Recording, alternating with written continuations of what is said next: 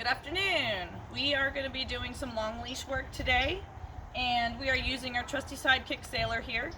And long leash is basically preparation for off leash work, and so we're going to be using our long leash here. I am using a 15-foot leash. Actually, I take that back. I think it's a 12-foot leash, and I've put a couple knots in it at different intervals. And what we're doing is we are practicing our verbal cues and using our leash less and less for communication.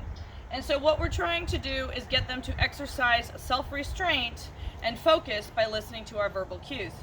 Now, this begins from the very moment we start interacting with them, and this can be either in the home or, in this case, in the car. So even when you are opening your door, they should be exercising self-restraint to stay where you have asked them to stay using your verbal cues. Whenever we are ready to have them move, we're going to use our basic commands just like we would use with them on the leash. Let's go, not yet, you stay. Here, stay, sit, all the same commands we would give with the leash, only this time they're going to have a little more freedom, and we're going to be using our verbal cues first and then going to our leash for correction if necessary. So we are basically, instead of using a physical communication, i.e. the transition leash, we're going to be using our verbalizations and our energy to get their focus and ask them to perform a task.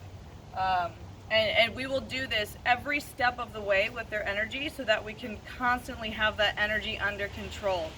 It's the same as when they are on the leash. If you let them go too far ahead, if the energy goes too far ahead, you're going to lose control of it. So Sailor, I'm going to ask him to start doing some tasks. Let's go. Let's go. Sit. Here. Here. Sit. So you can see he got a little away from me. Sit. He didn't respond to my verbal cue, so I used my leash to cue him and bring him back where I want him to be. Sailor is trained on the left, so I'm going to have him stay here for the most part, but he is going to have a little more freedom with this range. Now, I'm going to be asking them to perform as many cues as possible in as quick succession as possible. Sit. This will hopefully help prevent him from getting bored. Stay. Stay. Now, when we're using our long leash, we want to basically just loop it around our hands. Sit. Sit. Sailor, here. Here. Sit. And basically pretending like we don't have the long leash on. We can also step on our leash to get their attention if we need to, just like that. Sit. But we want to make sure we are keeping control of this energy the whole time. So when we are moving, he doesn't have to stay directly at my side just yet, but he does have to stay in my left general vicinity. Let's go.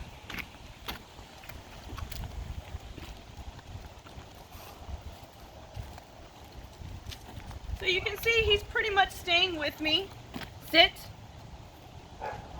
And we should be randomly giving him commands to perform. And when you're hiking, when you're walking on your trails, generally it's going to be recall and it's going to be staying in this general vicinity. Here, here, he doesn't respond to my verbal cues. I use my leash. Here, correction, here, here, here, sit. Good. And this is what the leash is for. We are practicing, no, Sailor, here, here, correction, here, sit, stay. So we're not expecting perfection, but every interaction with our dog is a training opportunity. So every time he does not perform the task, we're going to give him a verbal correction. Let's go. Here, here, Sailor, here, sit. Now we have been working on heel with him. Heel is basically staying in the exact same position he would be in on the leash. My hand command for him is just to sit. Is just a flat hand right at my thigh. And we'll see how well he performs this one. Let's go. Heel. And you can see he's focused on my hand a little bit. Sailor. Heel. And I had to call him back with my energy and verbalization a little bit. Sailor. Heel. Heel. Sit. And even though I lost control of my leash there, he still obeyed the command. Sit. And performed for the most part. Again, this is something that is not going to be done perfectly in a week. It takes some time, lots of consistency and practice, but with time and consistency and practice, you will have a well-practiced dog who's bonded to you and will know to perform the commands expected of him, whether there's distraction or not. Sit, sit. So good boy, Sailor, and have fun training with your dog. Sailor, here. Good. He's such a good boy.